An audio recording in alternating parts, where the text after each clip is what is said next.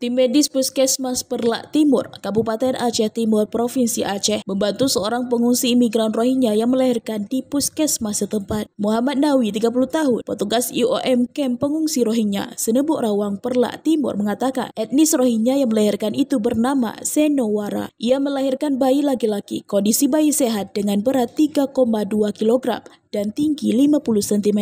Menurutnya, proses melahirkan berjalan lancar dan ibu bayi pun sehat. Kemungkinan pasien juga beberapa hari ke depan sudah dapat pulang dan kembali ke kamp pengungsian. Melahirkan berarti tadi pas habis buka puasa, sekitar jam 7 kurang 5 menit lah.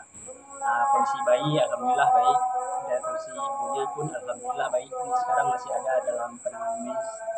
Bayinya laki-laki atau perempuan? Bayinya laki-laki. Beratnya 3 kilo lebih. Panjang 50 cm.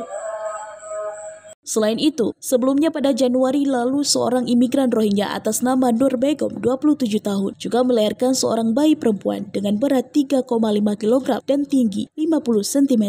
Dari Kabupaten Aceh Timur, Romi Syaputra melaporkan untuk Puja TV.